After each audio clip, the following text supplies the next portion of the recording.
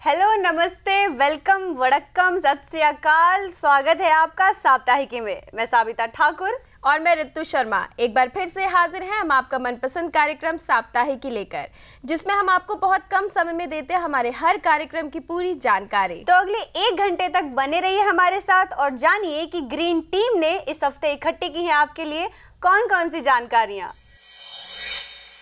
तो दोस्तों, इस बार हमारी आप और हम की टीम गई थी बिहार के महावीर जैन के जन्म स्थल पर और वहां पर मुलाकात की थी प्राकृतिक शास्त्र और अहिंसा संस्थान के डॉक्टर ऋषभ चंद्र जैन जी से और जाना जैन धर्म की कुछ महत्वपूर्ण बातों के बारे में। और हम आपको उनकी टीचिंग्स के बारे में बताएंगे। डालते हैं एक नजर आप और हम पर।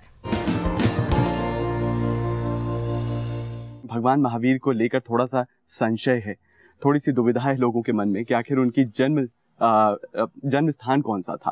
तो जहां हम है वैशाली, क्या ये जन्म स्थान है या फिर नालंदा, इस बात को थोड़ा सा स्पष्ट करें और हम थोड़े से उनके पहलुओं पर भी नजर डालना चाहेंगे। लेकिन सबसे पहले जन्म को लेकर ये जो संशय है इसे अब थोड़ा सा दूर करें। जी ठीक है, आपने जो है बहुत अच्छा सवाल उठाया है जी कि भगवान महावीर का जन्म स्थान कौन सा है। जी अभी 3 जगह लोग भगवान महावीर का जन्म मान रहे हैं। जी आज का जो आधुनिक बिहार है प्राचीन 3 महाजनपदों में बटा हुआ था। जी एक अंग जनपद, एक विदेह जनपद और एक मगध जनपद। और इन तीनों को अलग अलग करने वाली बिहार की नदियां हैं। जैसे गंगा नदी बहती है पटना के पास से, तो गंगा नदी से दक्षिण में मगध है जी और उत्तर में विदेह है। जी विदेह में वैशाली विदेह में आता है और राजगृह मगध में आता है। और चंपा नगरी जिसको हम लोग आज भागलपुर और नाथनगर के नाम से जानते हैं, वो अंग जनपद में आती है। तो जैनों की एक परंपरा अंग जनपद में भगवान महावीर का जन्म मानती है और जैनों की कुछ लोग मगध में नालंदा एक जगह है, उस जगह पर मानते हैं कि यहाँ भगवान महावीर का जन्म हुआ था। और तीसरा जो है विदेह वैशाली, वैशाली में भगवान महावीर का जन्म हुआ था। अच्छा। तो जितने जैन शास्त्र हैं, जैनों की जो 2 परंपराएं हैं, दोनों ही परंपराओं के शास्त्र ये मानते हैं कि भगवान महावीर का जन्म विदेह में हुआ था। अच्छा, यानी कि वैशाली विदेह में हुआ था।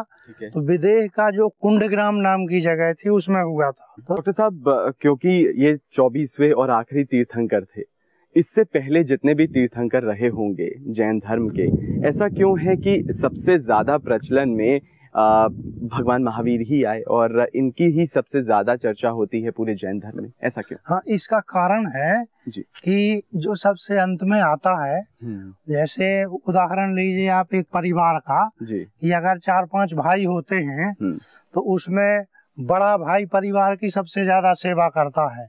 लेकिन अंत में चूंकि छोटा होता है तो वो सबका दुलारा भी होता है और सब लोग छोटे को ही ज्यादा जानते हैं, बड़े को भूल जाते हैं। तो जो अंत तक साथ में रहता है उसका होता है। और महावीर के समय से लेखन का काम भी शुरू हो गया था। साबिता, इस बार हमारी बुनियाद है मजबूत की टीम गई थी लुवास यूनिवर्सिटी हिसार में। वहाँ पर जो संस्थान है वो पशुओं के ऊपर काम करता है, उनके रोगों के ऊपर काम करता है। जो रोगों से लोग परेशान थे अपने पशुओं के, उनकी रोकथाम के लिए काम करता है और पशु चिकित्सा में क्या क्या सुधार किए जाने चाहिए उस पर काम करता है।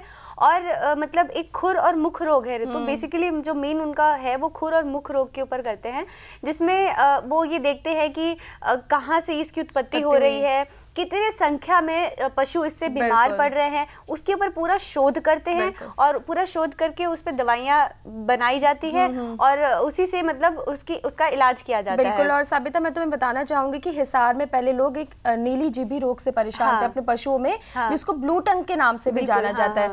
लेकिन इस संस्थान ने उसके रोकथाम के लिए दवाई बनाई और अब यह हालात ये है कि वो रोग बिल्कुल जड़ से मिट चुका है और कई सारे ऐसे रोग हैं जिन पे बहुत रोकथाम कर दी गई है। तो आइए देखते हैं बुनियाद है मजबूत।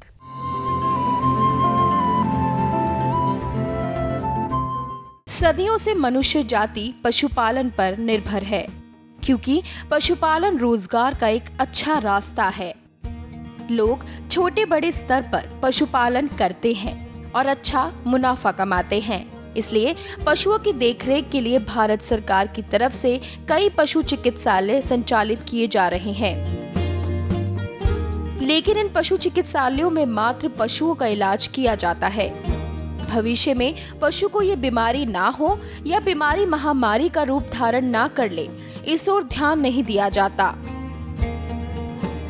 लेकिन हरियाणा सरकार द्वारा संचालित लुवास विश्वविद्यालय में पशु चिकित्सा के साथ साथ शोध भी किए जाते हैं। विश्वविद्यालय अपने अनुसंधानों के माध्यम से जानने की कोशिश करता है कि बीमारी की उत्पत्ति कैसे हुई, कितनी संख्या में पशु उस बीमारी से ग्रस्त हैं और बीमारी को जड़ से समाप्त करने के लिए क्या कदम उठाए जा सकते हैं। हमारे 3 मैंडेट है। बेसिकली हमारी 3 मैंडेट ये है कि पहला है टीचिंग, फिर है रिसर्च और फिर है एक्सटेंशन। टीचिंग का अगर हम लें तो इसमें BVSc एंड AH डिग्री है, bachelor of veterinary science and animal husbandry, और ये 5 साल का कोर्स है। 4.5 साल इसमें टीचिंग होती है, 6 साल इसमें इंटर्नशिप होती है। उसके बाद master of veterinary sciences programme है 18 डिसिप्लिन्स के अंदर, जैसे वेटरनरी सर्जरी है, वेटरनरी मेडिसिन है, वेटरनरी गायनेकोलॉजी है, माइक्रोबायोलॉजी है, देयर आर वेरियस डिसिप्लिन्स। और इसमें PhD प्रोग्राम भी है, और फिर हमारे पास कुछ डिप्लोमास भी हैं। ये एक एक्टिविटी हमारी एक्सटेंशन रिसर्च की है। रिसर्च में हम we work on various disease, और जैसे कोई बैक्टीरियल डिजीज़ हैं, वायरल डिजीज़ हैं, और दूसरी प्रॉब्लम्स हैं, रिप्रोडक्टिव प्रॉब्लम्स हैं, उसमें हम रिसर्च करते हैं। और जो रिसर्च से जो भी कोई ऐसी बात निकल आती है जिसका किसानों को फ़ायदा हो, उसको हम डायरेक्टरेट ऑफ एक्सटेंशन के माध्यम से गांवों में उन तक पहुंचाते हैं। नीलीजीभी रोग और अन्य वायरस जनित रोग बहुत आसानी से पकड़ में नहीं आते, इसलिए अत्याधुनिक मशीनरी के माध्यम से उन्हें डिटेक्ट किया जाता है, जिसका एक अलग और खास प्रोसेस होता है। संचालिका द्वारा उल्लेखित प्रक्रिया से आप खुद अंदाजा लगा सकते हैं कि विश्वविद्यालय तकनीक की दृष्टि से भी पीछे नहीं है। लुवास में Lala Lajpat Rai university of veterinary and animal sciences में जो एनिमल बायोटेक्नोलॉजी डिपार्टमेंट है वो रोटा वायरस में भी काम कर रहा है। मेनली जो है बहुत सारे वायरसेस में हम काम कर रहे हैं, लेकिन रोटा वायरस ऐसा वायरस है जो कि जूनोटिक इम्पोर्टेंस का है। वो एनिमल में भी इन्फेक्शन करता है, ह्यूमन बींग्स में भी करता है, और छोटे बच्चों में ज़्यादा करता है। ह्यूमन में 2 साल से नीचे वाले बच्चों में, और एनिमल्स में जो है 1 मंथ जो 1 महीने के काफ होते हैं या छोटे बच्चे होते हैं, उनमें ये इन्फेक्शन करता है। उसमें क्या होता है कि डायरिया करता है, बहुत शूटिंग डायरिया हो जाता है। डिहाइड्रेशन से जानवर जो है मर भी जाते हैं। तो दोस्तों, साप्ताहिकी में वक्त हो चला है एक छोटे से ब्रेक का। ब्रेक के बाद बात होगी खेती से जुड़ी, और साथ ही आपको आपके अधिकारों से भी रूबरू करवाएंगे।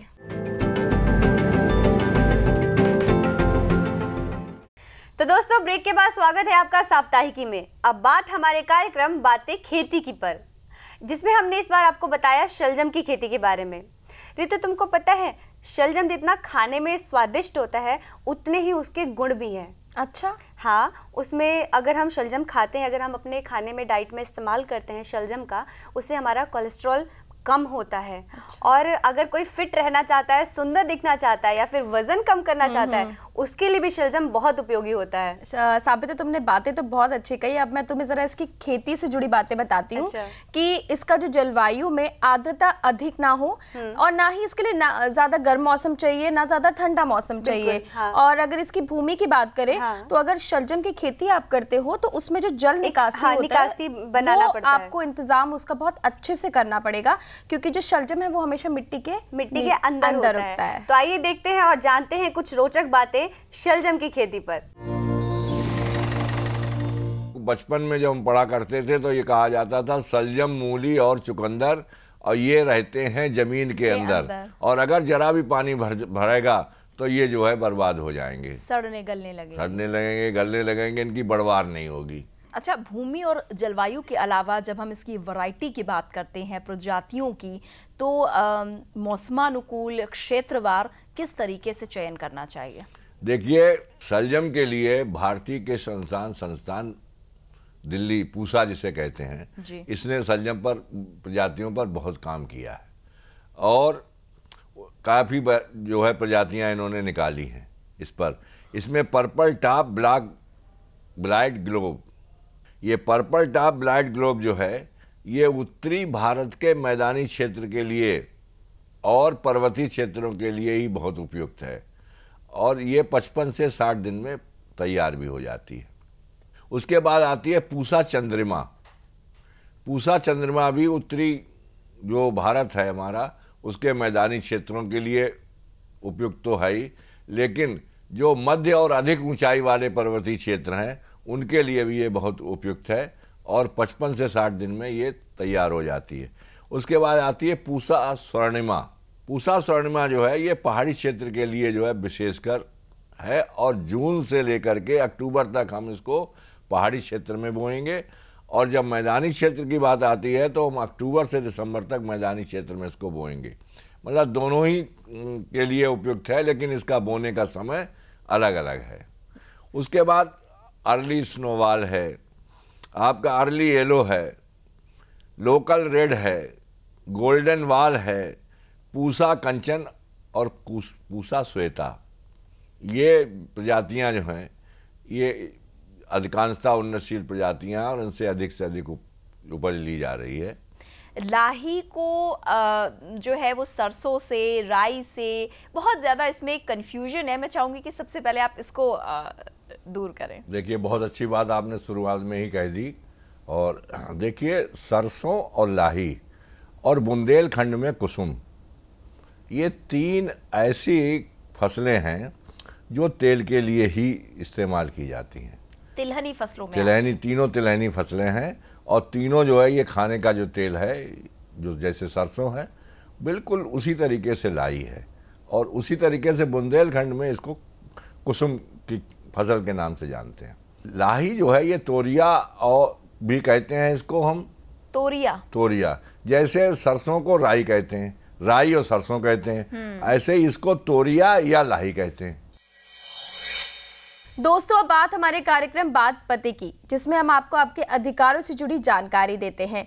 और साबिता, इस बार हमने अपने कार्यक्रम में बात की थी ह्यूमन राइट्स पर, अधिकारों के ऊपर, मानव अधिकार जो होते हैं। ऋतु, तुमको पता है कि ज्यादातर हमारे जो देश की आबादी है उसको अपने मूलभूत अधिकारों के बारे में कोई जानकारी ही नहीं है, पता ही नहीं है, क्योंकि उसको ये नहीं पता कि हमारे संविधान में एक नागरिक के तौर पे हमें संविधान में क्या क्या अधिकार दिए गए हैं, उनको अपने मूलभूत अधिकार, उनको अपने मौलिक अधिकार, किसी के बारे में कोई जानकारी ही नहीं है। साबिता, कभी कभार ऐसा होता है कि हम जिस संस्थान में काम कर रहे हैं, अगर हमारे साथ कोई हिंसा हो रही हो तो हमें उसके खिलाफ लड़ने के लिए क्या करना चाहिए, हमें वो तक नहीं पता कि हम अपने आप को बचाने के लिए, अपने बचाव में हम कौन से अधिकारों का इस्तेमाल कर सकते हैं, हमें इतना भी नहीं पता है। बिल्कुल साबिता, तो इससे जुड़ी जानकारी के लिए इस बार हमने मुलाकात की थी सुप्रीम कोर्ट के अधिवक्ता अश्विनी दुबे जी से और जाना था उनसे ह्यूमन राइट्स के बारे में।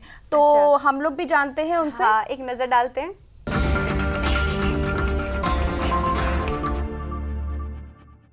जो हमने विषय रखा है मौलिक अधिकार, शायद लोगों को अभी मौलिक अधिकार के बारे में पूर्ण रूप से जानकारी नहीं होगी। मैं जानना चाहूँगी कि आप हमारे दर्शकों को बताएं कि बेसिकली मौलिक अधिकार किस रूप में उनकी किस तरह से सहायता करता है। देखिए, हम चूँकि मानवाधिकार की चर्चा कर रहे हैं तो मौलिक अधिकार जो संविधान में हमें प्रदत्त किए गए हैं उनके बारे में चर्चा करना आवश्यक होगा। सबसे पहले हम मानवाधिकार को अगर लेते हैं तो मानवाधिकार वो अधिकार हैं जो हमें मानव मात्र होने से प्राप्त होते हैं। मानवाधिकार कब आया, कैसे आया, कब से लागू हुआ, इसके लिए हमें इतिहास को कई चरणों में समझने की ज़रूरत पड़ेगी।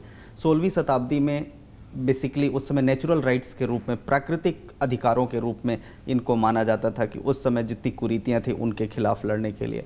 उसके बाद अगर हम देखें तो इसका जो व्यापक रूप सामने आया वो आया द्वितीय विश्व युद्ध के बाद, जब यूनाइटेड नेशंस ने, संयुक्त राष्ट्र सभा ने एक प्रस्ताव पारित करके एक मानवाधिकार कानून लागू किया और इसमें 48 देशों ने हिस्सा लिया और 48 के 48 देशों ने एक तरह से बिना किसी ऑब्जेक्शन के उसको स्वीकार किया। तो इसकी महत्व वहाँ से समझ में आता है। मानवाधिकार, मनुष्य को मनुष्य रूप में क्या क्या अधिकार प्राप्त हैं उसको हम मानवाधिकार से कहते हैं। यानी अगर किसी को जाति के आधार पर, धर्म के आधार पर या उसको रिलीजन के आधार पर या दूसरे तरीके से कहें कि उसको किसी प्रकार के डिसेबिलिटी है उसके आधार पर कोई डिस्क्रिमिनेशन हो या किसी प्रकार से उसका उत्पीड़न हो तो उन उत्पीड़नों की रक्षा के लिए जो अधिकार हैं वो मानवाधिकार हैं, और मानवाधिकार का जहां जहां हनन होता है किस तरह से उस हनन के खिलाफ कार्यवाही हो, उसके लिए डिफरेंट कोर्ट्स भी बनी हुई हैं या डिफरेंट हम देखें फोरम्स और कमीशंस भी बने हुए हैं जो सरकार ने समय समय पर बनाए हैं। अश्वनी जी, अगर अधिकारों की बात करते हैं तो सबसे पहले आपसे जानना चाहेंगे कि अगर काम के अधिकार की बात करते हैं तो कामों के लिए किस किस तरह के अधिकार दिए गए हैं? देखिए, भारतीय संविधान का जो अनुच्छेद 41 है उसमें काम के अधिकार नीति निर्देशक तत्वों में प्रदत्त किया गया है जी।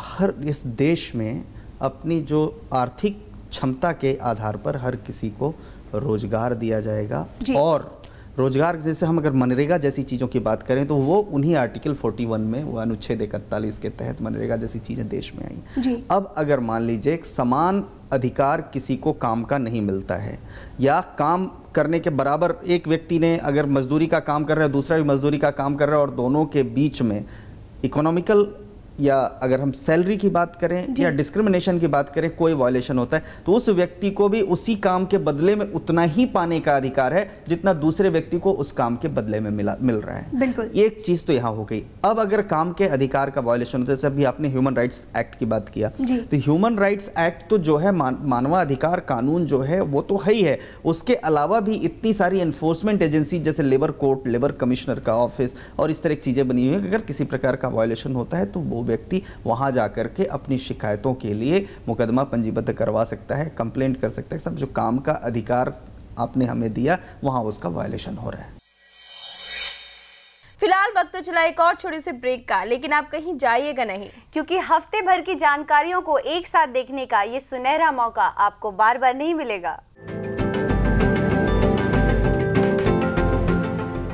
दोस्तों, ब्रेक के बाद आपका स्वागत है साप्ताहिकी में। अब बात हमारे कार्यक्रम चौपाल की, जिसमें हम गांव-गांव जाकर करते हैं व्यापक चर्चा और जानते हैं वहां की स्थिति क्या है, चाहे वो शिक्षा से जुड़ी हुई हो या फिर स्वास्थ्य से। और इस बार हमारी चौपाल लगी है बिहार के वैशाली डिस्ट्रिक्ट में।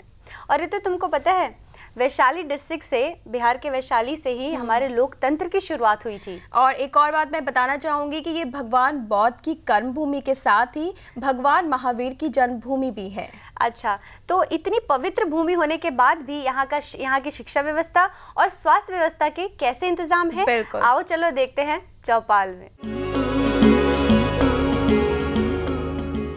वैशाली 3-4 मायनों में पूरा विश्व प्रसिद्ध है। सर्वप्रथम तो भगवान महावीर की जन्मस्थली है। दूसरा ये कि भगवान बुद्ध के लिए अति प्यारा स्थल रहा है। उन्होंने अपने जीवन के बहुत सारे वर्ष यहाँ व्यतीत भी किए हैं। भगवान महावीर का जन्म इस वैशाली के कुंडल ग्राम में हुआ था, जिसका वर्तमान में नाम अभी वासुकुंड है।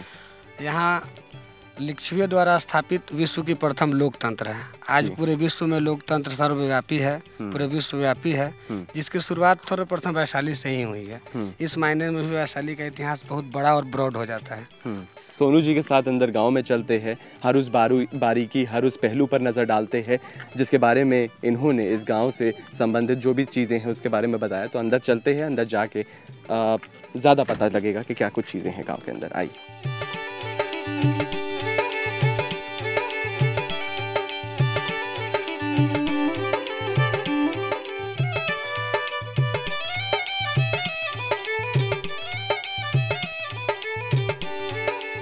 तो ये मुझे लगता है कि वैशाली में सबसे भव्य मंदिर यही है। हाँ, महावीर का। हाँ, सबसे सुंदर मंदिर भव्य ही है। अच्छा, कब तक बन के तैयार हो जाएगा? 2-2.5 साल के अंदर अंदर कंप्लीट हो जाएगा। तो ये ऐसा क्यों हुआ कि यहाँ पे मंदिर बनाने के लिए सोचा गया इतने सालों बाद? क्या पर्यटक आते थे? कि पर्यटक आते थे, सब बातें थी, लेकिन जैन समाज ने ध्यान नहीं दिया।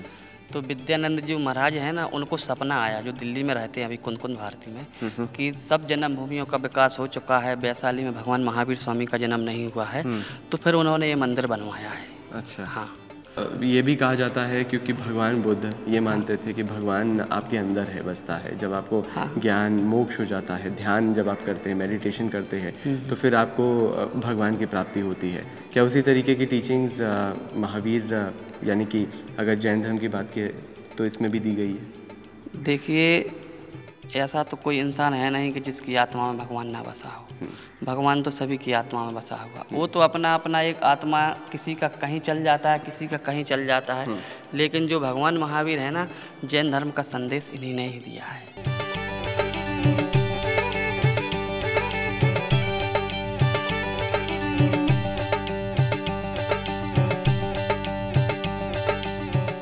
ये है अशोक स्तंभ। तो यहाँ पे पर्यटक आते हैं। यहाँ पे जितने भी बहुत दूर दराज के इलाकों से, विदेशों से लोग आते हैं, देश विदेश के लोग पर्यटक यहाँ आते हैं। तो ऐसे में ये भी है कि कहीं ना कहीं यहाँ के जो मूल निवासी है, जो यहाँ के रहने वाले हैं, उनके लिए फिर एम्प्लॉयमेंट का जो साधन है वो भी बनता होगा। ये यहाँ पे जितने भी स्थानीय आप देख पाए होंगे गेट पे जो दुकानें लगी हैं, वो सारे स्थानीय लोगों का ही हैं। और जो भी बौद्ध से संबंधित लोग हैं, उससे रिलेटेड चीज़ ही वो लोग बेचते हैं, जिसमें बुद्ध की मूर्तियाँ, लकड़ी की मूर्तियाँ, पत्थरों की मूर्तियाँ बेचते हैं। तो उनके लिए, स्थानीय लोगों के लिए एक रोजगार का भी एक साधन है, ये रोजगार का साधन बन जाता है। जी जी। हमने घूमा गाँव, थोड़ा सा देखा था आते समय भी अंदर। गाँव हमें बिहार में, क्योंकि अमूमन गाँव में मूलभूत सुविधाओं की काफ़ी अभाव है। इस गांव में मौजूदा स्थिति कैसी है? राजनीति के बारे में भी मैं बात करूंगा, लेकिन उससे पहले मैं थोड़ा सा गांव के बारे में जानना चाहता हूं। ये गांव तो बहुत ही सुंदर गांव है और शुरू से ही ज़्यादा विकसित टाइप का जो शुरुआती से। आप भी आ जाइए। अनुज, ये अनुज जी है, ये भी इसी गाँव के निवासी है, तो हम इनसे भी बात करेंगे। हाँ जी, आप बताइए। 1962 में हाँ इलेक्ट्रीफाइड हो गया गाँव। इलेक्ट्रीफाइड हो गया, अच्छा। और शुरू में खेती मूल यहाँ केला की, आम की और अनाज की भी होती है, लेकिन अपने लायक, उस बिजनेस पर्पज से नहीं। और हमारे गांव के सबसे बड़ी विशेषता है जो सड़क सब दरवाजे पर आपको मिलेगा। और जिस तरह राज्य का विकास हुआ, सोलिंग हुआ, ढलाई हुआ, पक्कीकरण हुआ, तो पहले तो लोग अपने देहाती तरीका से खेती करते थे, पानी के बारे में भी या खाद का हो, लेकिन जैसे जैसे विकास होते गया उससे हम लोग जुड़ते गए। एक सपना था गांधी जी का, पंचायती राज होना चाहिए देश में और पंचायतों को पावर दे दी जाए। आज भी क्या होता है, सरकारें देती हैं पैसा, फिर वो अधिकारी को दे दिया जाता है, अधिकारी फिर उसका ऑडिट करता है, उसी के पास सारा निरीक्षण रहता है उसका। अगर यही पावर अगर गांव की पंचायत को दे दिया जाए, ठीक है ना, और उसका ऑडिट सरकार करे, तो वो उससे आपके गांव में परिवर्तन नहीं आएगा, बदलाव नहीं आएगा। अभी जो हम लोग ये है व्यवस्था, उन नौकरशाह से गुजर के यहाँ आती है। हाँ, हम लोगों के पास डायरेक्ट कोई सुविधाएं नहीं, और हम लोगों को चापलूसी करना पड़ता है नौकरशाह को। किसी भी चीज, देखिए अभी तक भत्ता हम लोगों को नहीं मिला। ये 5 साल का टर्म पूरा 16 में होने जा रहा है। एक बार मात्र मिला है ग्राम कचहरी को और पंचायत राज को, एक बार 5 साल में। और भी भत्ता तक, और सरकार का कहना है जो सालों साल मिल रहा है वो नहीं मिल रहा है। कहीं पंचायत भवन नहीं है, कहीं ग्राम कचहरी भवन नहीं है, और जवाबदेही किसी की नहीं है, और सरकार इसमें हेल्प नहीं, कॉर्पोरेशन पूरा नहीं कर रहा। लोगों ने कहा था, यहाँ के निवासियों ने, कि पानी की जो स्थिति है वो काफ़ी ख़राब है, ऐसे में बीमार पड़ जाने की संभावनाएं बढ़ जाती हैं, लेकिन अस्पताल नहीं है। ये ज़रा चीज़ बताइए, थोड़ी चौंकाने वाली है, क्योंकि जो कहते हैं ना संभावनाएं बढ़ जाती है किसी के पानी, क्योंकि साफ़ सुथरा है नहीं, आर्सेनिक है पानी में, तो इस तरीके का पानी, दूषित पानी पी के, जिसकी गुणवत्ता अच्छी है नहीं, तो आदमी व्यक्ति बीमार पड़ जाएगा। बच्चे बहुत ज़्यादा, उनकी जो इम्यूनिटी होती है बड़ी कम होती है, तो अगर वो बीमार पड़ जाते हैं, अस्पताल तो कोई है नहीं, ऐसे में क्या करते हैं आप लोग? इसमें प्राइवेट डॉक्टर का सहारा लेना होता है, या नहीं तो पटना जाना होता है। तो पटना जाने में कभी कभी जाम में ऐसा भी देखा गया है कि जो मतलब डेड बॉडी को वापस लेके आना होता है, इधर से सही लेके जाना होता है, उधर से डेड बॉडी लेके आना होता है। मतलब चिकित्सा नाम का यहाँ कोई चीज़ नहीं है। अगर साधारण अगर हाथ कट जाए तो यहाँ हैंडी प्लस नहीं मिल सकता है, फास्ट एड के लिए भी कुछ नहीं मिलता है। यहाँ भी कभी कभी टिटवे का सुई इंजेक्शन भी नहीं मिलता है। जो यहाँ पर एनएम पदाधिकारी हैं, उनसे पूछते हैं जी है तो कुछ होना चाहिए दवाई वगैरह, तो कहते हैं ऐसा कुछ नहीं है, वो सिर्फ जो है टीकाकरण के केंद्र के दिन ही आते हैं और बाकी किसी दिन नहीं आते। रुकते हैं यहाँ एक और छोटे से ब्रेक के लिए, लेकिन ब्रेक के बाद भी हमारी ये चर्चा जारी रहेगी। ब्रेक के बाद आपका फिर से स्वागत है साप्ताहिकी में। अब नजर हमारी डायरी पर, यानी बात हमारे कार्यक्रम देश डायरी की। जिसमें हम आपको देश के कृषि, ग्रामीण विकास, स्वास्थ्य और पर्यावरण से जुड़ी तमाम हलचलों से रूबरू करवाते हैं। और हमारी कोशिश रहती है कि आपके आसपास की सभी खबरों से आपको रखें अपडेट। आइए जानते हैं कि इस हफ्ते सुर्खियों में क्या क्या रहा खास। भारत में हवा में आलू पैदा करने वाला पंजाब पहला राज्य होगा। पंजाब के जालंधर जिले में 8 करोड़ रुपए से पठानकोट में पोटैटो सेंटर फॉर एक्सीलेंस तैयार किया जा रहा है। टेंडरिंग का प्रोसीजर शुरू हो चुका है। अगले साल दिसंबर तक सेंटर चालू हो जाएगा। यहाँ आलू एरोपोनिक तकनीक से उगाए जाएंगे। इसमें पौधे के टिश्यू को प्लास्टिक शीट के छेद में लगाया जाता है। इस तकनीक के आने से आलू के उत्पादन में तेजी आएगी और मुनाफा अधिक होने की उम्मीद है।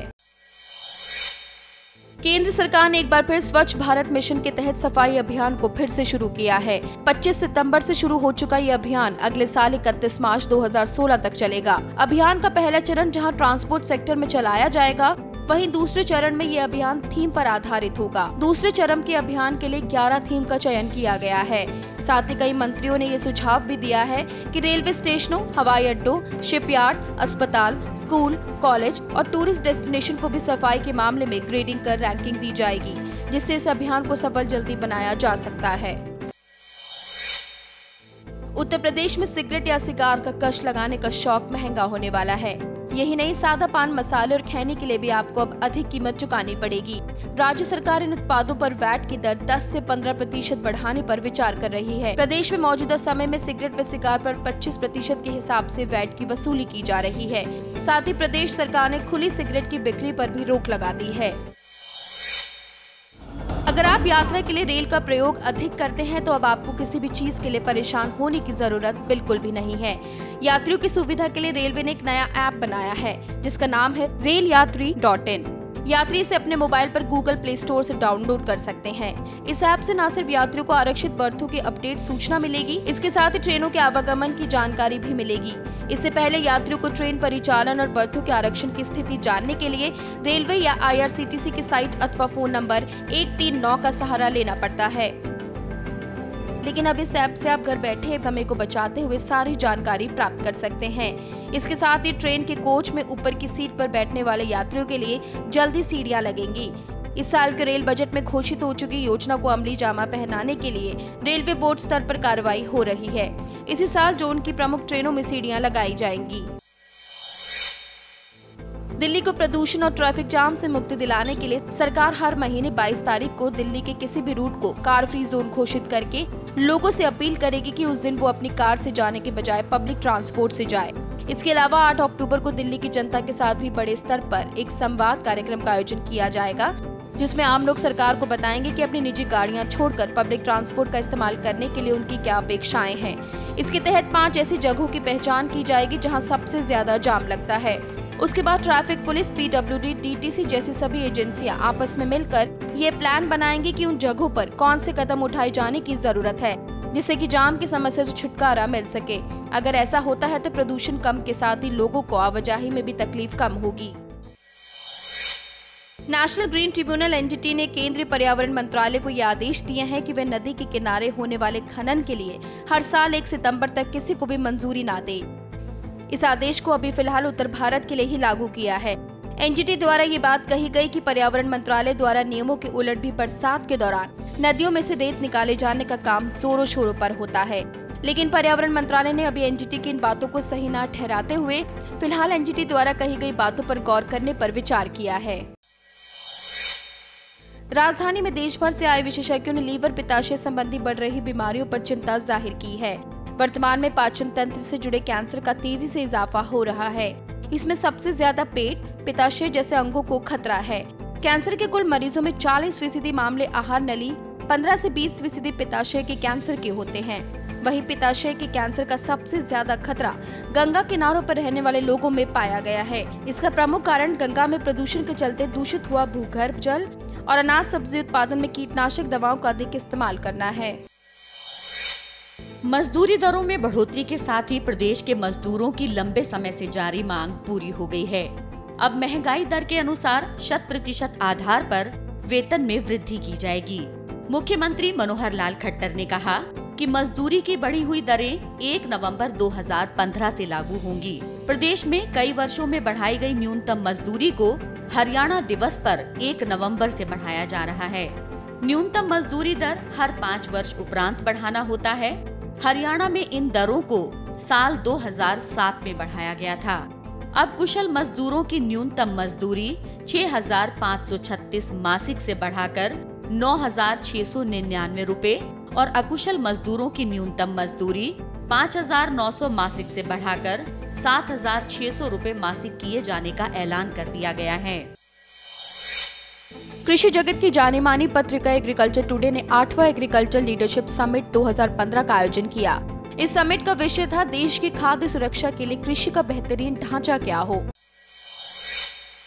पर्यटन मंत्रालय की 2014-15 की सालाना रिपोर्ट के मुताबिक जहां साल 2000 में सैलानियों से विदेशी मुद्रा आय 346 करोड़ डॉलर हुआ करती थी, वहीं 2014 में ये कमाई बढ़कर 1965.7 करोड़ डॉलर हो गई है। रिपोर्ट के अनुसार वर्ष 2000 में कुल 26,49,378 विदेशी सैलानी भारत आए, वहीं 2014 में ये आंकड़ा बढ़कर 77 लाख के पार पहुंच गया है। हालांकि पर्यटन क्षेत्र की डीजीपी में हिस्सेदारी में कोई ज्यादा बदलाव नहीं आया है। 2009-10 में पर्यटन क्षेत्र का देश की डीजीपी में हिस्सा 6.77% था, जो 2012-13 में मामूली बढ़कर 6.88% हो गया है। पर्यटन के क्षेत्र में रोजगार की बात करें तो रिपोर्ट के अनुसार पर्यटन के क्षेत्र में लगभग 12.36% लोगों को रोजगार भी मिला है। तो दोस्तों, साप्ताहिकी में वक्त हो चला है एक छोटे से ब्रेक का। ब्रेक के बाद बात करेंगे मुनाफों से जुड़ी।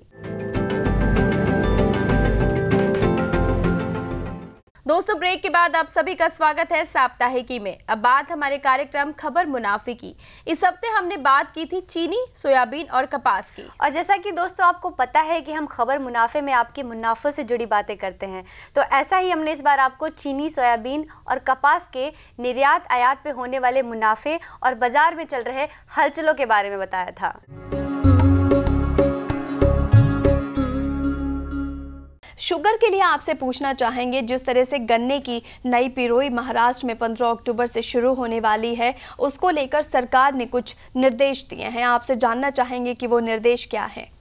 देखिए, फिलहाल अगर आप देखें तो 1 अक्टूबर से जो है वो नया चीनी का जो नया कैलेंडर ईयर है वो शुरू हो जाता है। तो उसके चलते वैसे तो जो इसकी पिरोई है वो तकरीबन 1 अक्टूबर से ही शुरू हो जाती है, लेकिन इस बार फिलहाल अभी अगर आप महाराष्ट्र सरकार के आदेशों को अगर देखें तो उनके हिसाब से उनका मानना है कि 15 अक्टूबर के बाद इसकी शुरुआत की जाए, उससे पहले शुरुआत ना की जाए। जो मिल उससे पहले शुरू करती हैं उनको कुछ इसमें जुर्माना जो है वो देना पड़ेगा। और उसके अलावा अगर आप देखें तो जो एक अच्छा डेवलपमेंट या जो एक अच्छा इनिशिएटिव यहाँ पे सरकार ने लिया है वो ये है कि जो चीनी मिलें जो हैं, जो किसानों को जब तक भुगतान नहीं कर देती पूरा, तो तब तक उनको आगे और पिरोई करने का जो लाइसेंस है वो लाइसेंस यहाँ पे नहीं दिया जाएगा। तो ये एक अच्छा मुझे लगता है कि इनिशिएटिव जो है वो सरकार की ओर से लिया गया है। बिल्कुल। अब जिस तरह के आंकड़े निकल कर आए हैं कि जो नई पिरोई शुरू होने वाली है, उस नई पिरोई के बाद जो चीनी का उत्पादन होगा उसमें कहीं ना कहीं कमी का अनुमान लगाया जा रहा है,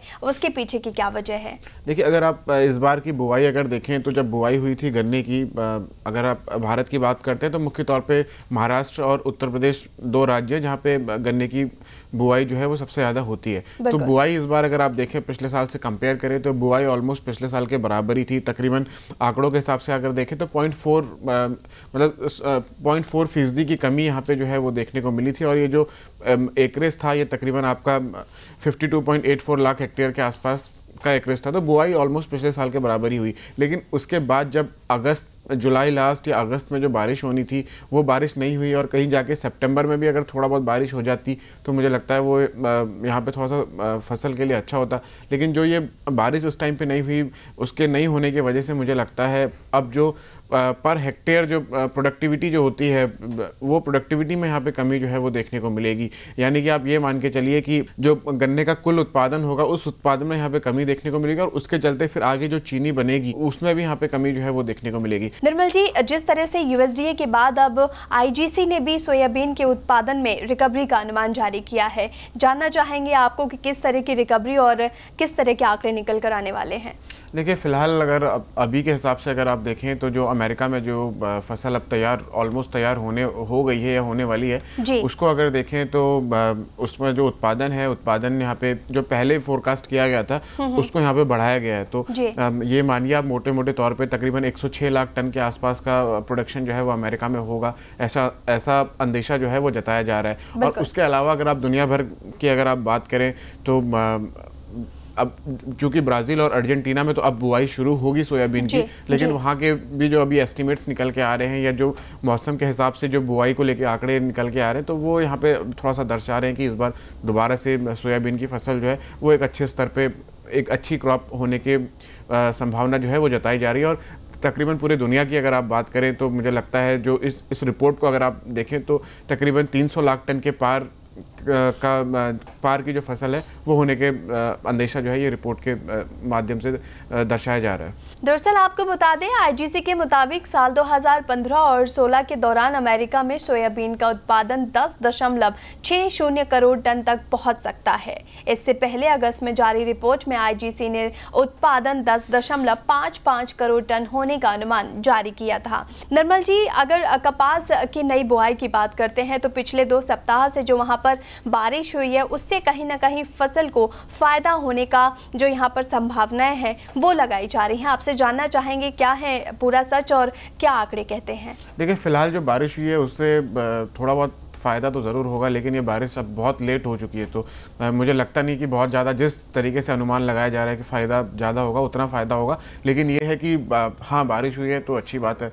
उसके अलावा अगर आप देखें तो इस बार जो कॉटन का जो प्रोडक्शन है उसमें तकरीबन 10 से 15 लाख बेल्स की कमी जो है वो दर्शाई जा रही है पिछले साल के मुताबिक, पिछले साल से अगर आप कंपेयर करते हैं तो। और उसके पीछे अगर आप वजह देखें तो वजह साफ़ है। पहली चीज़ तो यह है कि बारिश का नहीं होना जिस टाइम पे बारिश की ज़रूरत थी, और उसके अलावा अगर आप देखें तो कुछ जो पेस्ट होते हैं, कीट होते हैं, उनका जो अटैक हुआ है, जो उन्होंने फसल को जो है वो बर्बाद कर दिया है। क्योंकि अगर बारिश हुई होती समय पे तो शायद जो पेस्टिसाइड्स होते हैं उनका छिड़काव भी यहाँ पे किया गया होता। अब बारिश नहीं होने के कारण पेस्टिसाइड्स का छिड़काव नहीं हुआ और उसके वजह से फसल जो है वो कुछ हद तक यहाँ पे बर्बाद हो गई है। अब लेकिन यहाँ पे अगर आप कंजम्पशन फ्रंट पे देखें तो कंजम्पशन फ्रंट पे पिछले साल का आंकड़ा के कुछ आंकड़े निकल के आए थे, काफ़ी इंटरेस्टिंग आंकड़े हैं। उनको अगर आप देखें तो जो मिल का जो कॉटन का कंजम्पशन होता है उसमें पिछले साल जो है वो बढ़ोतरी देखने को मिली। तकरीबन 6-6.5% की बढ़ोतरी जो है वो यहाँ पे देखने को मिली थी। और दूसरी ओर एक्सपोर्ट फ्रंट पे अगर आप देखें तो एक्सपोर्ट फ्रंट पे काफ़ी निराशाजनक था। एक्सपोर्ट जो है वो काफ़ी कम रहा था पिछले साल अगर आप कंपेयर करें तो। ये थोड़ा सा रुझान जो है वो मिक्स्ड रुझान है। इस साल अगर फसल जो है जैसे दर्शाया जा रहा है 10 से 15 लाख बेल्स के आसपास की कमी जो है वो देखने को मिलेगी। अगर फसल थोड़ा सा कम होती है कॉटन की और जो कॉटन मिल है उनका कंजम्पशन अगर यहाँ पे बढ़ता है, जैसे कि पिछले साल बढ़ा 6.5% के आसपास बढ़ा है, वो कंजम्पशन इस बार बढ़ता है और थोड़ा सा अगर एक्सपोर्ट फ्रंट पे भी अगर थोड़ा सा राहत मिलती है वो फिर यहाँ पे भाव पे पड़ेगा और इस बार शायद किसानों को पिछले साल के मुताबिक थोड़ा सा अच्छे भाव जो है वो देखने को मिल सकते हैं। एक बार फिर रुकते एक छोटे से ब्रेक के लिए। ब्रेक के बाद हम आपका मनोरंजन करेंगे रॉक बैंड के कुछ गानों से, जिसको सुनकर आप सभी बोल उठेंगे भाई वाह।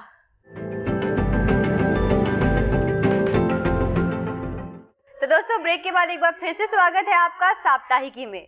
ऋतु, बहुत हो गई अब बातें। बिल्कुल। तुम्हें कुछ म्यूजिकल हो जाए? बहुत मन कर रहा है। तो चलो कुछ म्यूजिकल समा बनाते हैं और सुनते हैं सिद्धू बैंड का रॉक सॉन्ग।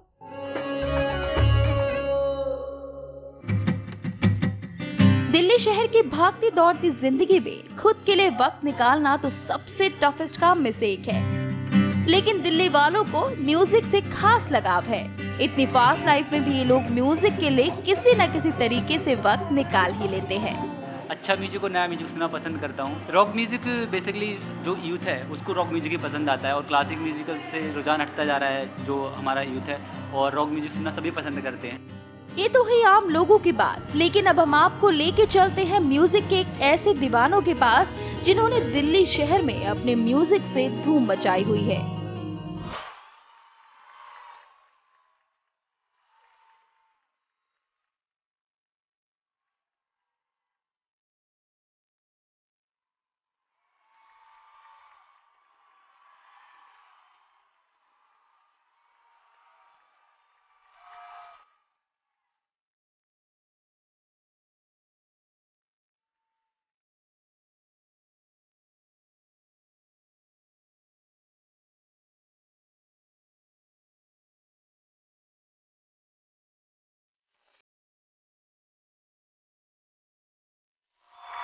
देखिए आज हम लोग को 8 साल पूरे हो चुके हैं और माशाल्लाह बहुत अच्छा सफ़र रहा है ये, जो 2007 में शुरू हुआ था and we form the band back in 2007। अब 2015 है और पता ही लगा कि सफ़र कैसे इतना यहाँ तक आ चुका है। 8 साल पूरे हो चुके हैं और इंशाल्लाह 80 साल और हमारा करने का प्लान है। और बस सोचा नहीं था कि इतनी जर्नी यहाँ तक आ जाएगी और अभी तो काफ़ी चीज़ें करनी है। अभी जैसे हम लोग कहते हैं कि सितारों से आगे जहाँ और भी हैं, अभी अस्तित्व के इम्तिहान और भी हैं। ये हम लोग का हमेशा से मोटो रहा है, because one should always look for the future. और अभी बहुत सी चीज़ें अचीव करनी है, अभी तो अभी जस्ट अ बिगिनिंग है, बस सफ़र हमारा शुरू ही हुआ है। तो बहुत अच्छा लग रहा है। काफ़ी सोचा नहीं था कि वील कंप्लीट 8 ईयर्स, जो 2007 में जो सफ़र शुरू किया था और अभी 2015 है, तो there are lot of things to come up. So feeling very positive और बहुत अच्छा लग रहा है कि 8 साल पूरे हो गए।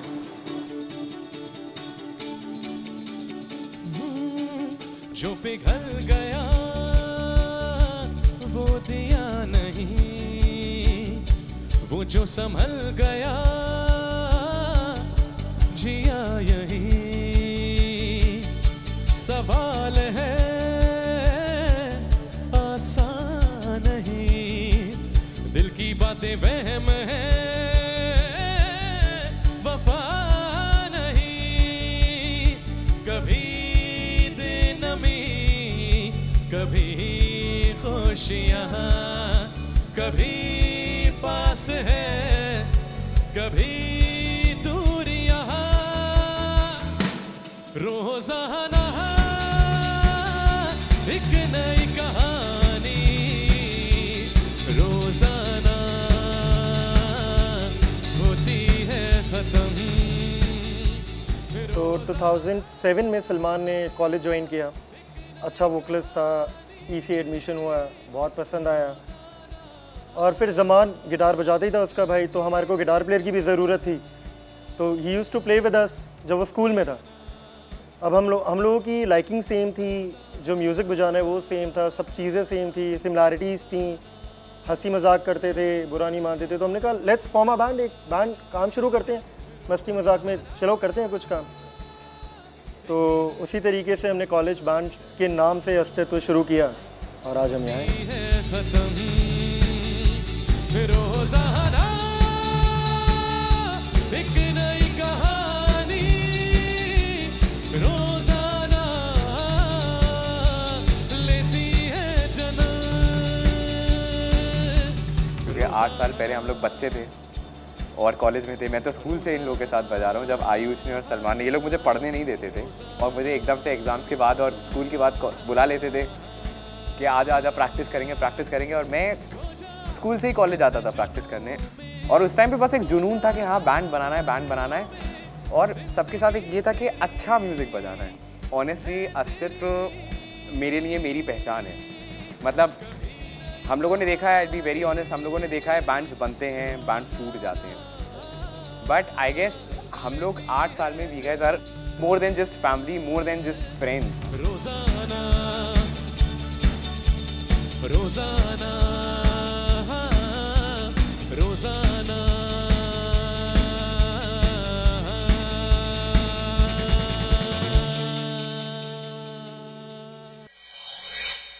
तो दोस्तों आज के लिए बस इतना ही। आपसे फिर होगी मुलाकात, तब तक के लिए हमें दीजिए इजाजत। खुश रहिए, मुस्कुराते रहिए और बने रहिए ग्रीन टीवी के साथ। नमस्ते।